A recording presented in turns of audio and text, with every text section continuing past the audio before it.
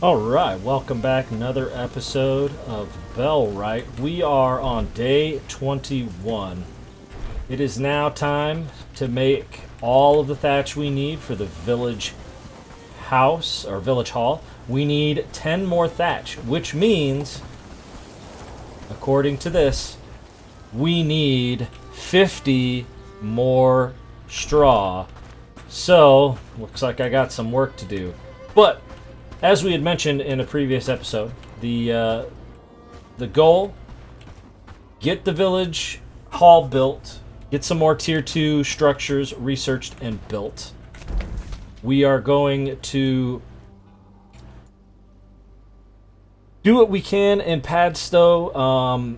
Maybe we build some things. However, we are at 450 of 1200, which means we are 750 renowned away from becoming a protector status for Padstow.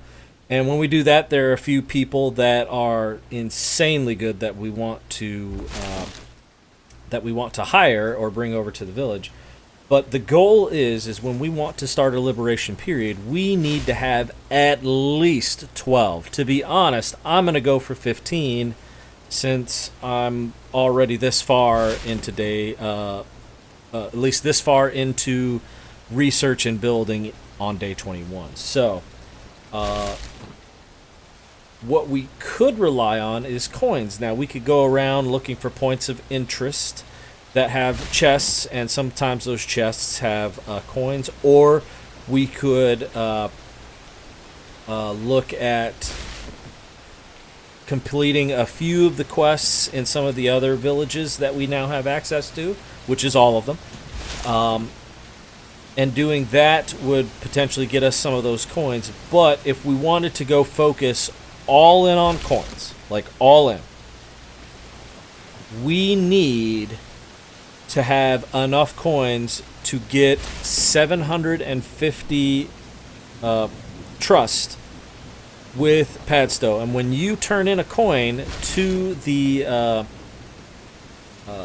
village elder, you get 30. So that means for every 5 coins we turn in, we get 150. Well, if we need 750, we have to multiply that 150 by 5.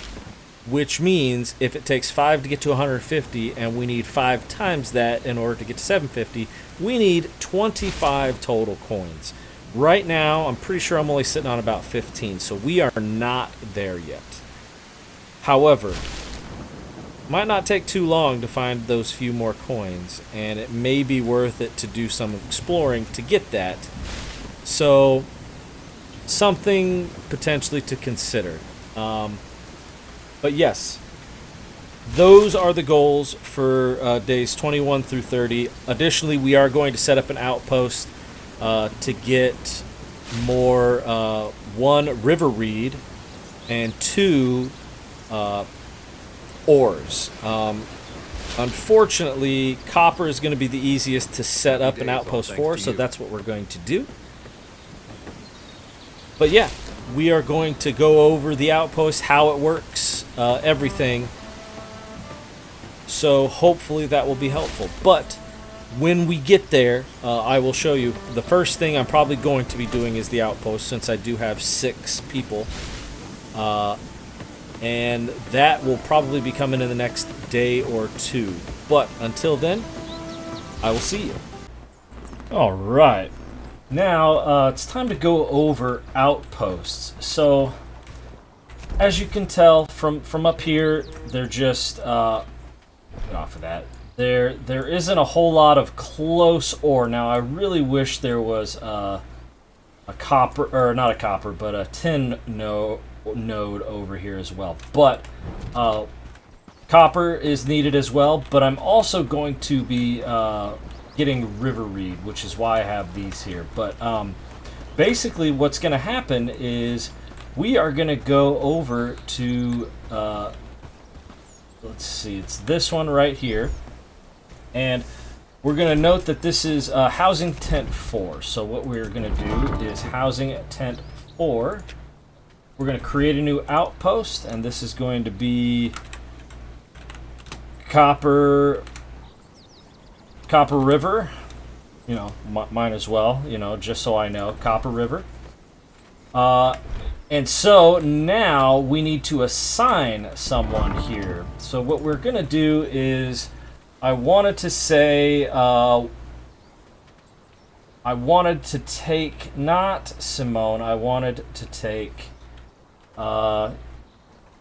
no, let's go ahead and take one of my better fighters, just in case they need to take out some wolves, because this is an area of wolves. So now we are going to switch. You are assigned to Copper River. Do the same thing here. Stockpile number 5. So we are going to go to buildings, stockpile number 5. And we are going to assign this to Copper River. So now this is Copper River, and unfortunately, as you can see, the villagers have been putting stuff in here. But yeah, we're gonna leave it open for rations. We have already chosen what we want in here. I swore I clicked River Reed, but either way, good there. And equipment, I have also chosen. Where are you? Simple and broken, or broken and regular pickaxe. We don't need the better pickaxes for this, just because it's not necessary. We're not getting iron ore or anything. So now we go, not right there, we go here. Structure 1, we've already put the fact that we want copper ore here, and 25. And then over here we have put we want river reed. Now that we have done this, we need to worry about this person getting food, because she's not gonna do her own food. All right. So the other things you need to make sure you do is assign these buildings. Oops, sorry. Here we go. Assign these buildings to. Where's my? Let's see. There, mining hut. Oh, yeah. Assigning the buildings from Novendus to your new outpost, or whatever you call your place, so that they can actually utilize the workers that are assigned. Additionally, we assigned Lubomir here. Well, I assigned him as a guard, but either way, this allows for that raid threat to go up much slower than normal. So, what we need to do is create a delivery system. So we've set it up. Now you notice how this is food and then a simple pickaxe for a specific set of times here. That is specifically because we need these things to come to Copper River. And so if we were to go to Novendus, we notice that the things that we have here at Copper River are being sent to Novendus, and then the things that are here are being sent from Novendus to Copper River, and the Copper River to Novendus, vice versa. So that is how you create an order. Now you have to search for each individual item. You can't just pick, and that's unfortunate, but yes, that is exactly how you set up deliveries. So you just have to remember, if you are on the settlement that you want things to arrive, you then select those things, select the place where it comes from, the frequency, and it will go to the place that you have set, that you have listed here. Like I have Novendus, my main area, listed right here. This is the things that go to that area. These are the things that go to Copper River. Hope that makes sense, but that's kind of how we set up outposts. So now that we've got that set up, it's time to get more of those tier 2 items done. Alright, it is coming close to the time. We are almost at midnight. You are about to see just what was transferred back and forth here. So just a couple more in-game minutes. Bam! Now you see that delivered. So 11 river reed, 22 copper, 1 radish, 1 simple pickaxe. And I don't know if everything got delivered. We can actually check that right now. I'm pretty sure it was delivered here. It was not delivered here. Where would that have gone? I'm trying to think. Went here? I don't see river reed in there. Not in there. It tends to like these more than anything. This one might be the closest over here. There it is. So these got delivered. Now let's see what got delivered to the other storage over there.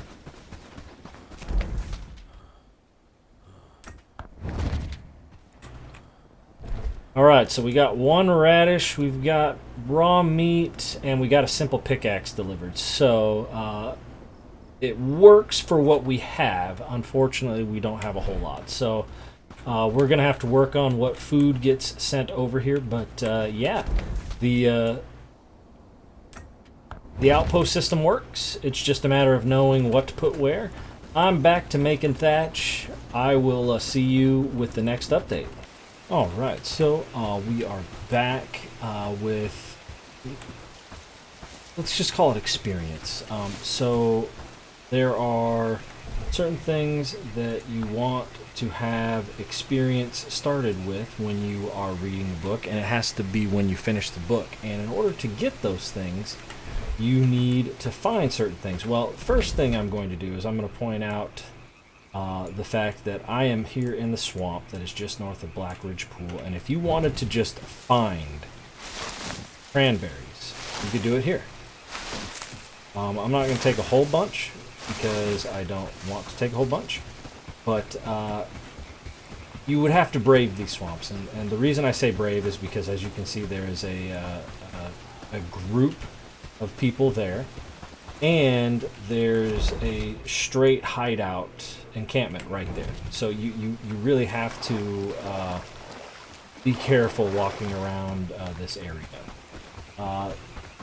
The other places that we need to go to find, actually I'm already at one here, is Black Ridge Pool, and you need to find, or in this case buy, apples.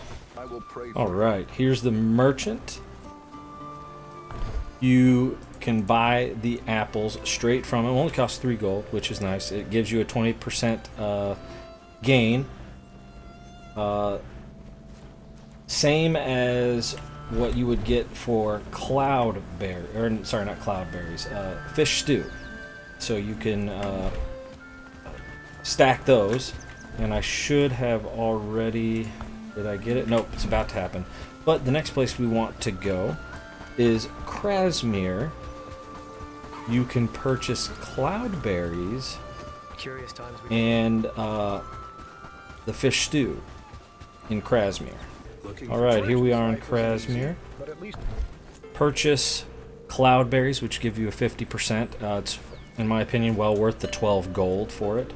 And fish stew, which gives you the 20% experience gain, plus some extra productivity for 13 gold. Not too bad. So, I mean, for 30 gold, you can up your experience by basically 100%, which is awesome. Like I said, if you don't want to pay for that stuff, or you just, for some reason, you're just that low on gold, no problem. You can go pick the cranberries, like I had mentioned, up here in Black Ridge Pool, and still get credit, or still get some experience without spending any gold. But that's kind of how the extra experience works. As you can see, it is gone. Crafting went from 336 to 3,336, and it was only a 1,500 experience book.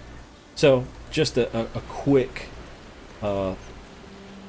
look at experience, or at least experience boosters. I highly recommend against kind of pursuing these experience items or food early. Do it as early as you feel comfortable, but just remember that it's going to require having gotten to Black Ridge Pool and to Krasmere. And if you are not willing to spend that money, it's you have to survive the local encampments. So just something to be aware of. All right, we are at day 30, doing pretty good.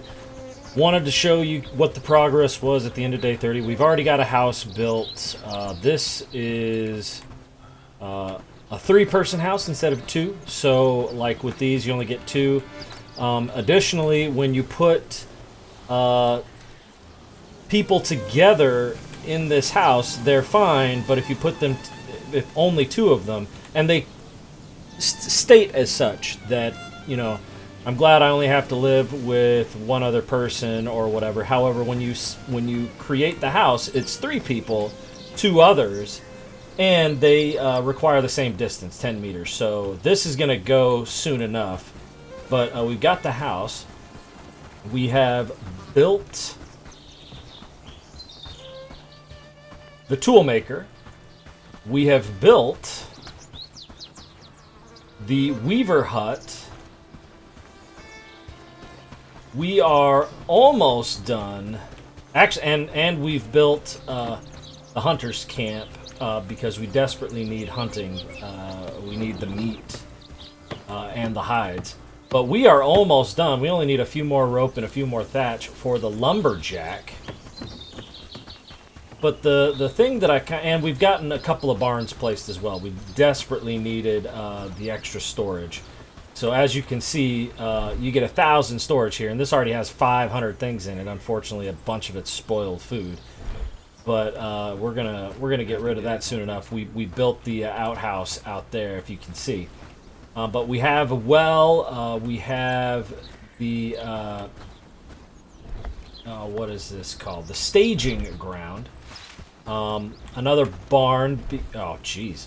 Because, you know, we need a place to put all this food and wheat. Which, by the way, we are likely, when we get rid of the trapper's camp, which will be soon, we'll probably put another field right here because I keep running out of hemp. And that's a problem. And as you can see, we just finished camp. So, kind of wanted to go over tier 2 buildings with you, what we've gotten taken care of. So for the most part, we've gotten quite a few things opened up. Cabin, which allows us to build that lodge, which is a more fancy version of the player's house. We are close to being able to build a forester, but like you can see, profession farmer. So when you see these apprentice profession requirements, it means you have to recruit one of them, and unfortunately, you can only recruit apprentice anythings when you liberate a town, and only in that town. So, some things we still need to do. We only need to build the tanner's hut, the rugged axe, and then weapon and armor stuff, with the exception, of course, of these 2. But yeah, we're actually doing quite well. But the other thing I wanted to go over was ways you can obtain trust with villages without doing quests and without spending coins, and that's these. Well, the village bell tower you will build in a town when they're ready to rebel and you liberate them. But like the herb garden, shrine, house, lantern, and well, you can build all of these. I was just confused because it used to be 15 stone, now it's 3 tin ore and 5 stone. But either way, one of the easiest ones you could probably build is this one. But special shout out to the village house, because when you build one, it allows for 2 more villagers to appear in that village.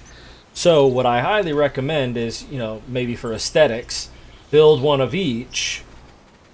But when you need to, and as you can see, it says increase trust with the village and population by 2. build as many of these in the village as you can because it just increases the recruiting pool.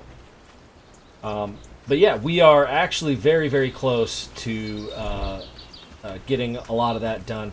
The other thing is destroying buildings. So as you can see with the research desk one, there's absolutely nothing to do with this. So what we're going to do is go to buildings. Ooh, hey, go to building, disassemble up here at the top right. Hit F to disassemble that. We're going to do the same with the... now you can see the word close up there. We are still in disassemble mode, so be very careful here. Like this, we don't need this anymore. So we can get rid of that. Same with these. We don't need these. So we're going to disassemble those. And apparently I am full, and so it's not letting me but pick that up. But here's the thing. Still in disassemble mode. What you need to do in order to finish that is hit escape. And you will be able to get out of disassemble mode. Now, the only way you start disassembling again is if you click the button. But that's how you disassemble. Oh, and this... Okay, that's why. Got it. Anything else drop? No? Alright. I gotta put this stuff away. But yeah, so that is how you disassemble. That's where we're at tier 2-wise. But one thing I did want to mention is we've got archery level 9 here at day 30. We have been shooting the crap out of bandits. And there's this book that I found on one of the bandits. I got very fortunate in 2 very good headshots on a very high-ranking mercenary. And it got me this. And required archery level is 9. And it's going to give me 9,000 experience. Well, here's the thing. I need at least 40,000 more experience to get to level 10 archery. Well, remember our little experience trick. This right here is going to give me 9,000, but if I have those foods on me, and I have them applied by the time this is about to get to the end, I'm going to get 18,000 experience. And apparently I'm expecting a raid tomorrow.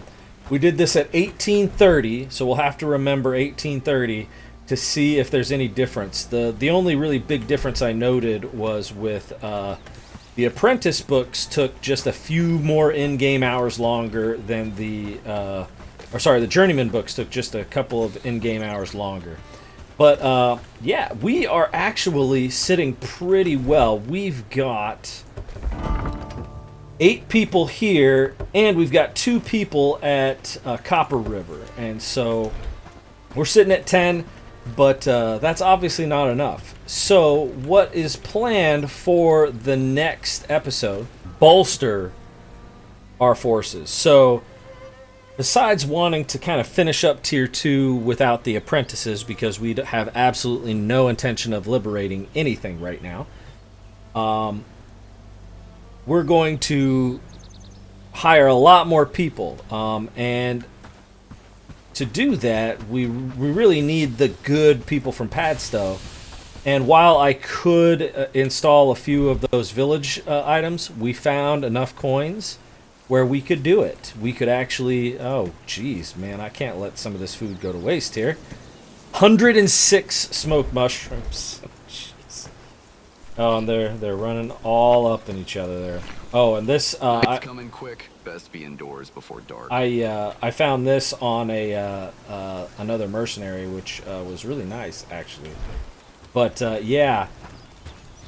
So we need to bolster those forces. We are going to hire us a bunch of people from Padstow. We are going to, if we can spare the resources, we are going to install over in Herndon and in Padstow some of those houses and maybe a shrine or 2, you know, so on and so forth. Anything that'll get me a little bit more